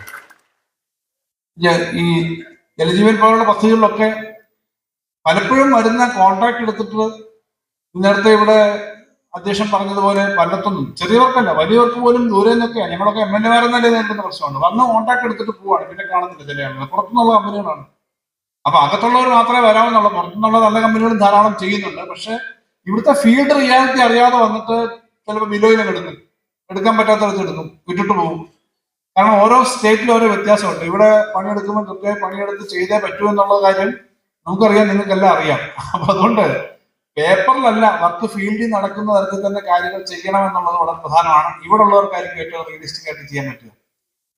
അപ്പൊ അതുകൊണ്ട് ആ കാര്യങ്ങളിൽ കുറച്ചുകൂടി കൂട്ടായ്മയോടുകൂടി ഇപ്പോഴത്തെ കാലത്തിനനുസരിച്ച് ആധുനിക സാങ്കേതിക വിദ്യ എല്ലാം ഉപയോഗിക്കുന്നുണ്ട്. നിങ്ങൾ നമുക്ക് കുറച്ചുകൂടി കൂട്ടായ്മയോടുകൂടി ആ രംഗത്ത് പ്രവർത്തിക്കണം എന്നുള്ളതാണ് അഭ്യർത്ഥിക്കാനുള്ളത്. തദ്ദേശ സ്വയംഭരണ സ്ഥാപനങ്ങളുടെ ഒക്കെ പ്രവർത്തനങ്ങൾ ഏറ്റവും കൂടുതൽ കോൺട്രാക്ടർമാർ ഇതിൽ പങ്കെടുക്കുന്നവർ പ്രതിദാനം ചെയ്യുന്നത് ചെറിയ കോൺട്രാക്ടർമാരാണെന്ന് പറഞ്ഞു. പക്ഷെ ഗവൺമെന്റ് അക്കാര്യത്തിനകത്ത് നല്ല ശ്രദ്ധ ചെലുത്തുന്നുണ്ടെന്നാണ് എന്റെ വിശ്വാസം. കഴിഞ്ഞ വർഷം തദ്ദേശ സ്വയംഭരണ സ്ഥാപനങ്ങളുടെ പേയ്മെന്റിനെ സംബന്ധിച്ച് ബുദ്ധിമുട്ട് വന്നില്ല എന്നുള്ളത് കണക്കുകളാണ്. 110% തദ്ദേശ സ്വയംഭരണ സ്ഥാപനങ്ങളുടെ പേയ്മെന്റ് ആകെ അവരുടെ ബഡ്ജറ്റ് വിഹിതം നമ്മൾ കൊടുത്തത് 110%. 100% പിന്നെ പഴയ കാര്യപൂർവ്വം 110% LSTDയുടെ പേയ്മെന്റ് നടന്നു. അതുകൊണ്ടാണ് കോൺട്രാക്ടർമാർ, ചെറിയ കോൺട്രാക്ടർമാരാണല്ലോ ധാരാളം നാട്ടുപുറത്ത് ജോലി കിട്ടുന്നത്, ചെറുകിട പ്രവർത്തനം നടത്തുന്നത്, അവർക്ക് കിട്ടുന്ന വഴി മറ്റു ജോലിക്കാരും ഒക്കെ ചെയ്തിട്ടാണ്. അപ്പൊ അത് നമുക്ക് ചെയ്യാൻ കഴിഞ്ഞിട്ടുണ്ട്. ഇവിടെ തുറന്നു വെച്ചാൽ ഈ ജലജീവനുമായി ബന്ധപ്പെട്ടിട്ടുള്ള കാര്യങ്ങളിൽ കേന്ദ്ര ഗവൺമെന്റ് ആ പദ്ധതി ഈ വർഷം നിർത്തുമെന്നാണ് പറഞ്ഞത്. ഇപ്പോൾ ആ പദ്ധതി വീണ്ടും നീട്ടാൻ തീരുമാനിച്ചിട്ടുണ്ട്. പക്ഷെ ഇതുവരെ ക്യാബിനറ്റ് തീരുമാനം വന്നിട്ടില്ല കേന്ദ്രത്തിന്റെ. അത് കാരണം നമ്മൾ 500 കോടി രൂപ കൊടുത്താൽ അവർ 500 കോടി ഇടും. അല്ലെങ്കിൽ ഇങ്ങനെയാണ് അതിന്റെ പദ്ധതി. നമ്മളിപ്പോൾ കൊടുത്തേക്കുന്ന 500 കോടി പ്രതിപക്ഷ നേതാവും ശ്രദ്ധിക്കാൻ വേണ്ടി നമ്മൾ കൊടുത്തേക്കുന്ന പണം കൊടുത്തിട്ടുണ്ട്. പക്ഷെ അവരുടെ തീരുമാനം വരാത്തതുകൊണ്ട് ആ പണം വന്നിട്ടില്ല. ഇപ്പൊ അതോടെ വന്നു കഴിഞ്ഞാൽ നമുക്ക് 1000 കോടിയുടെ ലിക്വിഡിറ്റി ഇപ്പൊ തന്നെ വരും. അതുകൊണ്ട് പണം തീരില്ല. ഈ പദ്ധതിയുടെ വിശദാംശങ്ങളിലേക്കൊന്നും ഞാൻ പോകുന്നില്ല. കാരണം ഇന്ത്യയിലാകെ ഈ പദ്ധതി നടപ്പിലാക്കുമ്പോൾ വിവിധ സംസ്ഥാനങ്ങളിലെ ഗവൺമെന്റുകൾക്ക് അറിയാവുന്നതാണ്. കേരളത്തിൽ തന്നെ 40,000 കോടിയുടെയാണ് ഈ പദ്ധതി. അതിന്റെ 60% പൈപ്പിനാണ്. അതിന്റെ കാര്യങ്ങളും ഡീറ്റെയിൽസിലേക്ക് ഞാൻ പോകുന്നില്ല. പൈപ്പിനാണ് സെൻട്രൽ ഇന്ത്യയിൽ 2 കമ്പനിയെ പൈപ്പ് ഉണ്ടാക്കുന്നുള്ളൂ. ഇങ്ങനെയൊക്കെയുള്ള പ്രത്യേകത ഉണ്ട് ആ പദ്ധതിക്ക്. ഞാൻ അതിന്റെ മറ്റു ഡീറ്റെയിൽസിലേക്ക് പോകാനല്ല പറഞ്ഞത്. എന്തായാലും ഇപ്പൊ നമ്മുടെ കയ്യിലുള്ള പദ്ധതി തീർക്കാൻ വേണ്ടി നമ്മൾ അതിനായിട്ട് അഡീഷണൽ ആയിട്ട് റിസോഴ്സ് ഉണ്ടാക്കാൻ വേണ്ടിയിട്ട് സർക്കാർ കുറച്ച് പണം അതിന് പ്രത്യേകമായി ലോൺ എടുത്തിട്ട് ഈ പദ്ധതി തീർപ്പാക്കാനുള്ള പരിപാടി നടത്തുക. കാരണം അത്രയും വലിയൊരു ബാധ്യതയുള്ള പദ്ധതിയാണ്. 40,000 കോടി എന്ന് പറഞ്ഞാൽ 20,000 കോടി സംസ്ഥാന ഗവൺമെന്റ് കണ്ടെത്തണം. ഇപ്പൊ കേന്ദ്ര ഗവൺമെന്റ് കഴിഞ്ഞ ബഡ്ജറ്റിൽ സന്തോഷമുള്ള ഒരു കാര്യം, കേന്ദ്ര ധനകാര്യമന്ത്രി ബഡ്ജറ്റ് പ്രസംഗത്തിൽ പറഞ്ഞു, ഈ പദ്ധതി ഒരു 28 വരെ നീട്ടുമെന്നുള്ളതാണ്. ആ തീരുമാനം കൂടെ വന്നു കഴിഞ്ഞാൽ അതിനകത്തുള്ള കുറച്ച് അനോമലീസ് മാറും, പ്രശ്നങ്ങൾ മാറുമെന്നാണ് കരുതുന്നത്. അതിനകത്ത് ആദ്യഘട്ടം തന്നെ ഒരു 500 കോടിയും കൂടി അവിടെ നമ്മൾ ഡെപ്പോസിറ്റ് ചെയ്തേക്കുന്നതിന് തുല്യമായ 500 കോടിയും കൂടെ വരുമ്പോൾ തന്നെ അതിന്റെ ഒരു അത്രയും ഫ്ലെക്സിബിലിറ്റി കിട്ടും. ഇതുകൂടാതെ നാട്ടുപുറത്തെ ചെറിയ റോഡുകളും മറ്റുമൊക്കെ പൊളിച്ചിട്ടിട്ടുണ്ട്. അപ്പൊ അതിന്റെയൊക്കെ പ്രശ്നങ്ങൾ പരിഹരിക്കാൻ വേണ്ടിയാണ് ഗവൺമെന്റ് ശ്രമിച്ചുകൊണ്ടിരിക്കുന്നത്. ഈ ഇവിടെ പറഞ്ഞ കാര്യങ്ങളെല്ലാം ഇവിടെ തന്നെ മറുപടി പറയാവുന്നതല്ല. കോൺട്രാക്ടർമാരുടെ പൊതുവായ പ്രശ്നങ്ങളിൽ ചിലത് പറഞ്ഞത്, ചിലത് നമ്മൾ പരിശോധിക്കേണ്ടതാണ്. എങ്കിലും ഒന്ന് രണ്ട് കാര്യങ്ങളിൽ പറയാൻ പറ്റുന്നുണ്ട് എന്നാണ് ഞാൻ വിശ്വസിക്കുന്നത്. അത് ലൈസൻസ് ഫീ മാത്രമല്ല, അതിനോടൊരു ഡെപ്പോസിറ്റ് ഉണ്ട്. സിയും ഡിയും കോൺട്രാക്ടർമാരുടെ ഡെപ്പോസിറ്റ് തുക കുറച്ച് കുറയ്ക്കണമെന്ന് നേരത്തെ നിയമസഭ സമയത്ത് തന്നെ വിവിധ സംഘടനകൾ ആവശ്യപ്പെട്ടിട്ടുണ്ട്. നിങ്ങളുടെ സംഘടനയും അതിന്റെ മെമ്മോറണ്ടം തന്നിട്ടുണ്ട്. അപ്പോൾ അതിനകത്ത് ആ ഡെപ്പോസിറ്റ് തുക കുറയ്ക്കുന്നതിന് വേണ്ടിയിട്ടുള്ള സ്റ്റെപ്പ് എടുക്കാം എന്നുള്ളതാണ് പറയാനുള്ളത്. മറ്റുള്ള മേഖലകളൊക്കെ ഏതൊന്നും അത്രയും പ്രശ്നമുള്ളതല്ല എന്നുള്ളതാണ്. കുറച്ചുണ്ടാവും ഇതിന് സിയും ഡിയും. പിന്നീട് നിങ്ങൾ നിരന്തരമായി ആവശ്യപ്പെടുന്ന ഒരു കാര്യം നിങ്ങളുടെ സോഷ്യൽ സെക്യൂരിറ്റിയാണ്. സോഷ്യൽ സെക്യൂരിറ്റിക്കകത്ത് നേരത്തെ ബഡ്ജറ്റിൽ പറഞ്ഞതാണ്, ഒരു വൺ ടൈം ആയിട്ട് ഒരു 1 കോടി രൂപ അതിന് ചില നോംസ് ഉണ്ടാവണം. കാരണം വെറുതെ ഇത്ര വർഷമായിട്ട് ഇത് ഫംഗ്ഷൻ ചെയ്ത് അതിന്റെ നോംസ് സർക്കാർ ഉണ്ടാക്കേണ്ടതാണ്. എങ്കിലും ആ സെക്യൂരിറ്റി നടത്തുന്ന ഒരു സ്കീം നടത്തുന്നെങ്കിൽ അതിന് സഹായിക്കുന്ന ആ പണം തരാമെന്ന് പറഞ്ഞ് നോംസ് കൂടെ ഉണ്ടാക്കി അതനുസരിച്ചിട്ട് ആ സഹായം ചെയ്യുന്നതിന് തീർച്ചയായിട്ടും സ്റ്റെപ്പ് എടുക്കാം. നേരത്തെ പറഞ്ഞിട്ടുള്ള കാരണം നിങ്ങൾ 5 ലക്ഷം രൂപ വെച്ച് കൊടുക്കുന്നുണ്ട്, അത് 7.5 ലക്ഷം രൂപയായിട്ട് വർദ്ധിപ്പിച്ചു. അപ്പൊ അത് ബന്ധപ്പെടുത്തി അത്തരം കാര്യങ്ങൾ ചെയ്യുന്നതിന് എപ്പോഴും ഗവൺമെന്റിന് ഒരു ഉത്തരവാദിത്വമുണ്ട്. കാരണം ഈ നാട്ടിലെ എല്ലാ നിർമ്മിതികളും നിർമ്മാണങ്ങളും അതിവേഗം പൂർത്തീകരിച്ചു വരുന്നതിനുള്ള പങ്ക് വഹിക്കുന്നത് നിങ്ങൾ തന്നെയാണ്. അപ്പൊ അതുകൊണ്ട് ആ കാര്യത്തിനകത്ത് ഇടപെടലുണ്ടാവും. മറ്റു കുറെ കാര്യങ്ങൾ ഇവിടെ പറഞ്ഞത്, ഇവിടെ അധ്യക്ഷൻ പറഞ്ഞു, ചില കാര്യങ്ങളിലൂടെ ശ്രദ്ധപ്പെടുത്തി. ഇത് സഭയിലും നിങ്ങളുടെ ശബ്ദം ഇതേപോലെ ഉപയോഗിക്കാറുണ്ട്. ഞങ്ങൾ അത് നോക്കി കുറച്ചൊക്കെ ഡിപ്പാർട്ട്മെന്റുകളായി എന്ന നിലയിൽ നോക്കണം. ചിലതൊക്കെ സാങ്കേതികമായ പ്രശ്നങ്ങളാണ്. സാങ്കേതികമായ പ്രശ്നങ്ങൾ അത് ബന്ധപ്പെട്ട ഉദ്യോഗസ്ഥന്മാരും വകുപ്പ് നോക്കി പ്രത്യേക ഇനിഷ്യേറ്റീവ് എടുക്കാം. എന്തായാലും ധാരാളം നിർമ്മാണ പ്രവർത്തനം നടക്കുക എന്നുള്ളത് നാടിന്റെ പുരോഗതിക്ക് ആവശ്യമാണ്. ക്വാളിറ്റിയുള്ള നിർമ്മാണം, സമയത്ത് പൂർത്തീകരിക്കുന്ന നിർമ്മാണം. നമ്മുടെ കേരളത്തിലെ നിർമ്മാണം പൊതുവിൽ ആ ക്വാളിറ്റി നിലനിർത്തുന്നതാണ്. അതിനകത്ത് ഇവിടെ കോംപ്രിഹെൻസീവ് ടെൻഡറിന്റെയും ഇലക്ട്രിസിറ്റിയുടെ കോൺട്രാക്ട്, ഇലക്ട്രിക്കൽ കോൺട്രാക്ടറിന്റെ ഒക്കെ പറഞ്ഞു. അതൊക്കെ നോക്കേണ്ടതാണ്. അത് നോക്കിയിട്ട് നമുക്ക് ചെയ്യാം. ഏതായാലും ഒരവസ്ഥ പണ്ടുണ്ട്, ഞങ്ങളൊക്കെ നേരിടുന്നതാണ്. പല സ്ഥലത്തും സർക്കാരിന്റെ ഒരു ബിൽഡിംഗ് പൂർത്തീകരിച്ചിടും. പക്ഷെ ഇലക്ട്രിക്കൽ കോൺട്രാക്ടർ അത് പിന്നെ വിളിക്കുക. ഡിപ്പാർട്ട്മെന്റിന്റെ പ്രശ്നമല്ല, നിങ്ങളുടെ പ്രശ്നമല്ല, സംവിധാനത്തിന്റെ പ്രശ്നം. ഇതിന്റെ പേര് 1 വർഷം 2 വർഷം ഒക്കെ താമസിച്ച് പലപ്പോഴും ഉദ്ഘാടനം നടക്കുന്ന അവസ്ഥയൊക്കെ ഉണ്ട്. അപ്പൊ അങ്ങനെയൊക്കെയുള്ള കാര്യങ്ങൾ പരിഹരിക്കുന്നതിന് വേണ്ടി സാങ്കേതികമായ കാര്യങ്ങൾ നോക്കിയിട്ടാണ് ചെയ്യുന്നത്. അതെല്ലാം നോക്കാം. എന്തായാലും സ്വയം തൊഴിൽ കണ്ടെത്തുന്ന ലക്ഷക്കണക്കിന് ആളുകൾക്ക് തൊഴിൽ കൊടുക്കുന്നതിന് വേണ്ടി സഹായിക്കുന്ന, ഇടപെടുന്ന ഒരു മേഖല എന്ന നിലയിൽ ഈ ഗവൺമെന്റ് രംഗത്തെ കരാറുകാരുടെ ഈ പ്രസ്ഥാനത്തിന്റെ പ്രവർത്തനങ്ങളെ ആ ഗൗരവത്തോടു കൂടി തന്നെയാണ് ഗവൺമെന്റ് ഭാഗത്തുനിന്ന് ഞങ്ങൾ എല്ലാവരും കാണുന്നത് എന്ന് മാത്രം പറഞ്ഞുകൊണ്ട് ഇവിടെ പങ്കെടുക്കുന്ന എല്ലാവരെയും അഭിവാദ്യം ചെയ്തുകൊണ്ട് ഞാൻ എൻ്റെ വാക്കുകൾ അവസാനിപ്പിക്കുന്നു. ഈ സമ്മേളനം ഉദ്ഘാടനം ചെയ്തു.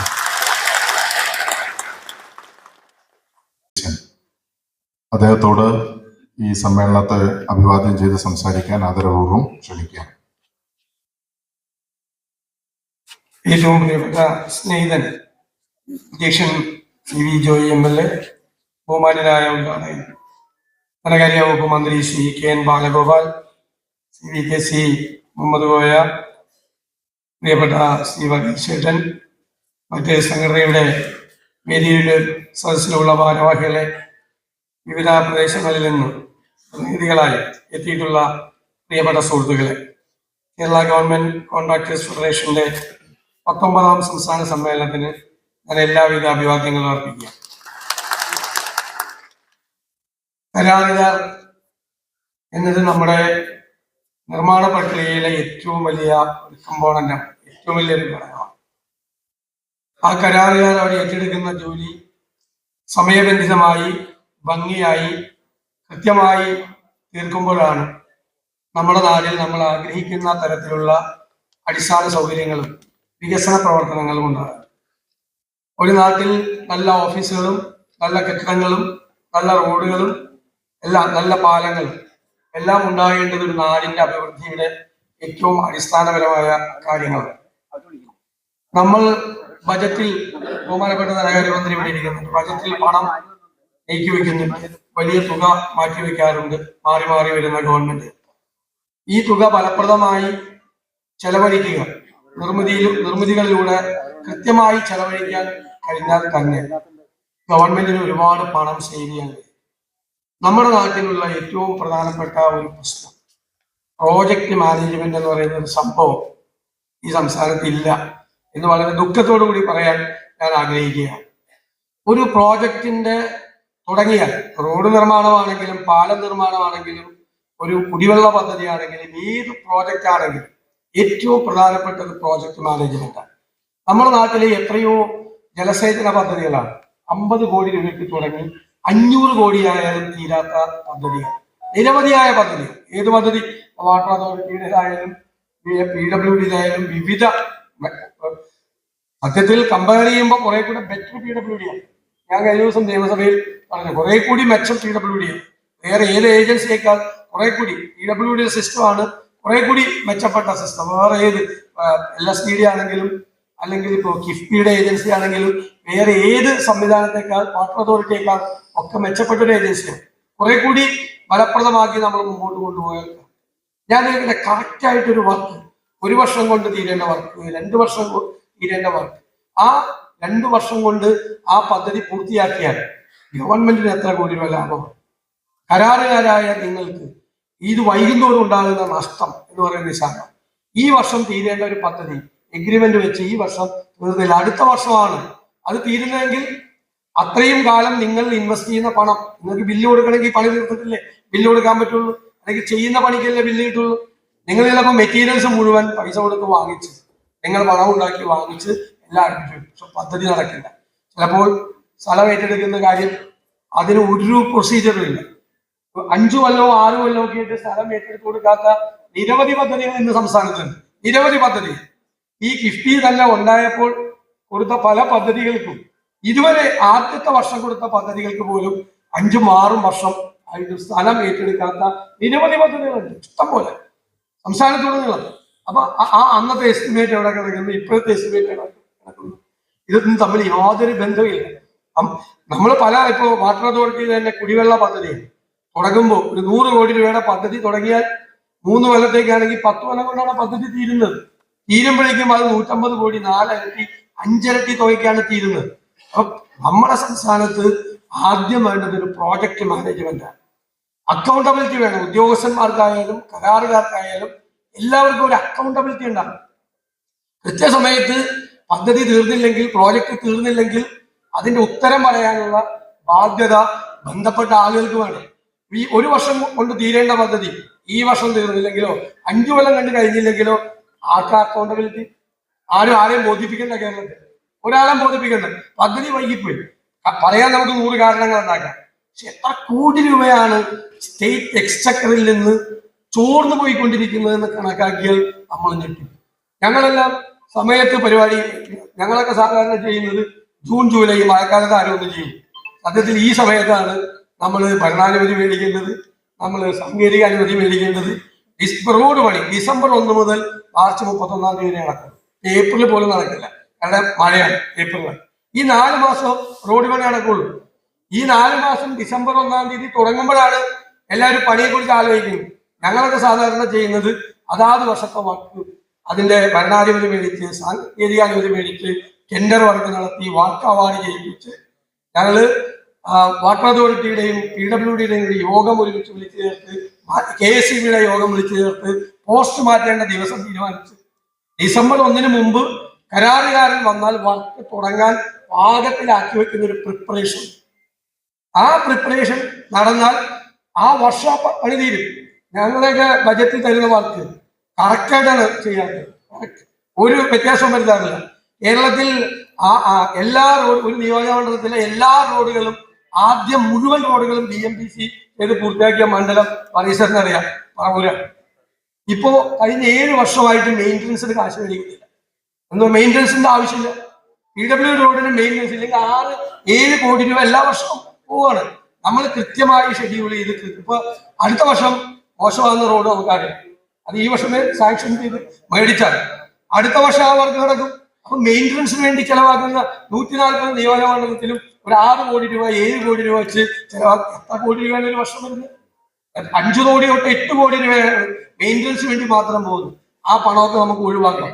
നമുക്ക് വളരെ ബുദ്ധിപൂർവ്വം കൃത്യമായി പദ്ധതികൾ സമയബന്ധിതമാക്കി തീർപ്പാക്കിയാൽ ഇപ്പൊ നമ്മൾ നടപ്പാക്കുന്നതിന്റെ ഇരട്ടി പദ്ധതി നമുക്ക് നടപ്പാക്കാൻ പറ്റും. അത്രമാത്രം പബ്ലിക് എക്സ്ചക്കറിൽ ചോർച്ച സംഭവിക്കും. അതിന്റെ ചിലരൊക്കെ ഗുണഭോക്താക്കളുണ്ടാവും, പക്ഷെ മജോറിറ്റി വരുന്ന കരാറുകാരും ഇതിന്റെ ഇരകളാണ്. സമയം വൈകുന്നു. എങ്ങനെ അഡ്ജസ്റ്റ് ചെയ്യാൻ പറ്റില്ല. അവിടെ നിന്നും ഇവിടെ നിന്നും പണം മേടിച്ച്, ബാങ്കിൽ നിന്നും മേടിച്ച്, ഇതിന്റെ പലിശ കൊടുത്ത്, അല്ലെങ്കിൽ സ്വകാര്യ പണമിടപാടുകാർക്ക് പണം മേടിച്ച് അവസാനം ഒന്നും ചെയ്യാൻ പറ്റാത്ത ഘട്ടത്തിലേക്ക് പോവുകയാണ്. ടെൻഡർ കോട്ട് ചെയ്യുമ്പോൾ കൃത്യമായി പൈസ കിട്ടുവാണെങ്കിൽ താഴെ കോട്ട് ചെയ്യും ഇല്ലേ? 10 കോടി രൂപയുടെ പദ്ധതി 9 കോടി രൂപയ്ക്കോ 8 കോടി രൂപയ്ക്കോ കോട്ട് ചെയ്യും. പണം കൃത്യമായി കിട്ടും. 10 കോടി രൂപ വർക്ക് പൂർത്തിയാക്കി കഴിഞ്ഞാൽ 10 കോടി രൂപ കിട്ടുമെന്ന് കണ്ടു കഴിഞ്ഞാൽ 10 കോടി രൂപയുടെ വർക്ക് 9 കോടി രൂപയ്ക്ക് അണ്ടർ കോട്ടിങ് കൊണ്ടാണ്. കിട്ടില്ല, 2 കൊല്ലം കഴിഞ്ഞേ കിട്ടുള്ളൂ. ധനകാര്യ മന്ത്രി 2 കൊല്ലം കഴിഞ്ഞാൽ പൈസ കിട്ടുള്ളൂ എന്ന് വെച്ചാൽ ധനകാര്യാക്കി പറഞ്ഞല്ല, എല്ലാ ഗവൺമെന്റിനും സംഭവിക്കുന്നതാണ്, അദ്ദേഹത്തിന്റെ കാര്യം മാത്രമല്ല. വച്ചു കഴിഞ്ഞാൽ ഇത് ടെൻഡർ എക്സസ് ഇല്ലേ? ഇപ്പൊ 10% കൊടുക്കും, സ്പെഷ്യൽ ഓർഡർ ഉണ്ടെങ്കിൽ 20% വരെ ടെൻഡർ എക്സസ് കൊടുക്കും. അത് 11 കോടിക്കും 12 കോടിക്കും പോകാം. അപ്പോൾ പണം കൃത്യമായി കൊടുത്താൽ 2-3 കോടി രൂപ ഒരു 10 കോടി രൂപയുടെ വർക്കിൽ തന്നെ ലാഭിക്കാം. പണം കൃത്യമായിട്ട് കൊടുത്താൽ ഇപ്പോഴത്തെ റേറ്റ്, ഇപ്പോഴത്തെ DSR വെച്ച് എല്ലാവരും താഴെ കൂട്ടി. ഈ പണി പൂർത്തിയാക്കി ബില്ല് കൊടുത്താൽ പണം കിട്ടും എന്ന് നമുക്ക് ഉറപ്പുവരുത്താൻ കഴിഞ്ഞാൽ അത് തന്നെ വലിയൊരു ലാഭം.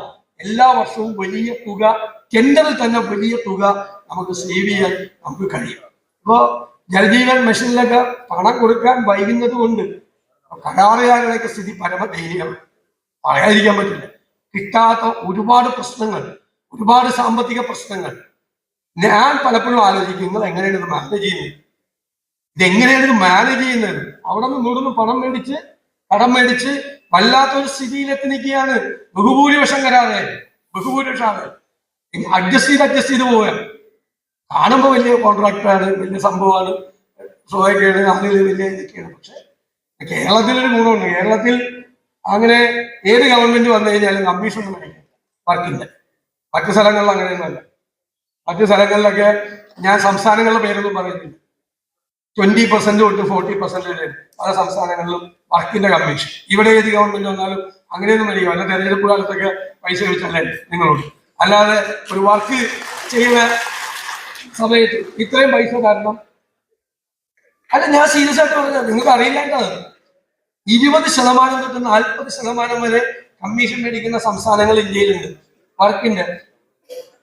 ഷെഡ്യൂൾ കൊടുക്കണമെങ്കിൽ, വർക്ക് അവാർഡിൽ എഗ്രിമെന്റ് വെക്കണമെങ്കിൽ ഈ കാശ് കൊടുത്താലേ നടക്കുള്ള പല സ്ഥലത്ത്. ഇവിടെ ഏത് ഗവൺമെന്റ് വന്നാലും അങ്ങനെയൊന്നും ആരും ചെയ്യത്തില്ല. നിങ്ങൾ വല്ല ഇലക്ഷൻ കാലത്തൊക്കെ സഹായിക്കുമ്പോൾ സന്തോഷത്തോടു കൂടി എല്ലാവരും ഏത് പാർട്ടിക്കാരായാലും വാങ്ങിക്കും. എന്തെങ്കിലും ആവശ്യം വരുമ്പോഴോ വല്ല സമ്മേളനം വരുമ്പോഴോ ഒക്കെ മേടിക്കാറുണ്ടെന്ന് ഞാൻ പറഞ്ഞില്ല, മേടിക്കാറുണ്ട്, അത് ചെയ്യാറുണ്ട്. പക്ഷെ മറ്റേ പരിപാടി കേരളത്തിൽ കമ്മീഷൻ ഇത് വളരെ പ്രധാനപ്പെട്ട കാര്യമല്ലേ നമ്മുടെ സംസ്ഥാനത്ത്.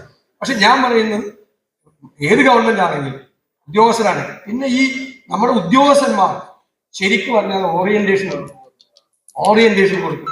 സത്യത്തിൽ ഓരോ കാലം ഈ പഴയ രീതി വെച്ചുകൊണ്ടിരിക്കുകയാണ് പലരും.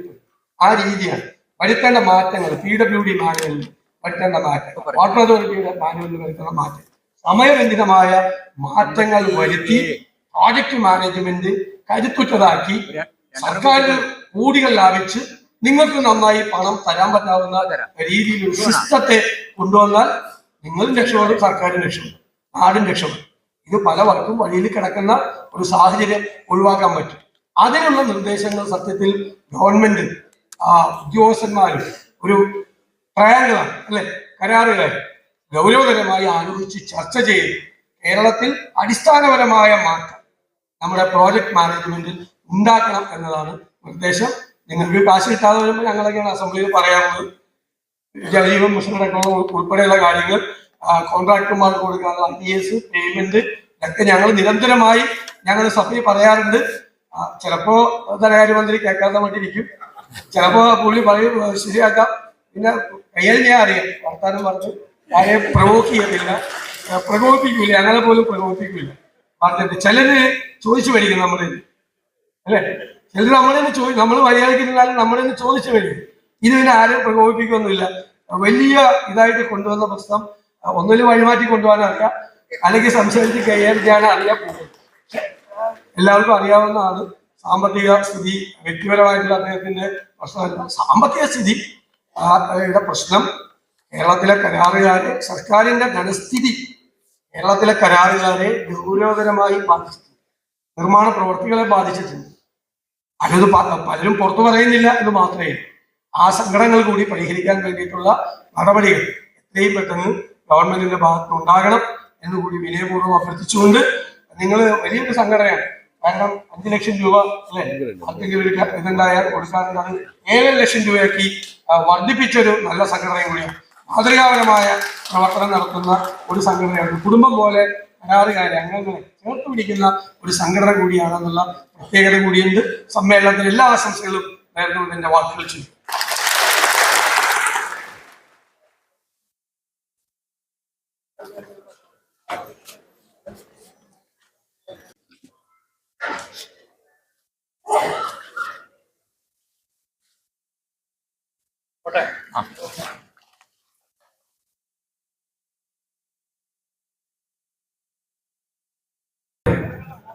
സോഷ്യൽ സെക്യൂരിറ്റിയിൽ നിന്നും കഴിഞ്ഞ ദിവസം നമ്മളെ വിട്ടുപിരിഞ്ഞ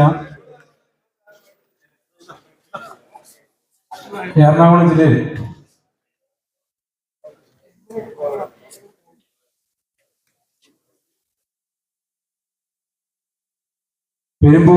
പെരുമ്പാവൂരിലെ കരാറുകാരന്റെ വാർത്തകളും വിശേഷങ്ങളും ഇവിടെ അവസാനിക്കുന്നില്ല. കൂടുതൽ വാർത്തകളും വിശേഷങ്ങളുമായി വീണ്ടും കണ്ടുമുട്ടുന്നതുവരെ ഏവർക്കും നന്ദി, നമസ്കാരം.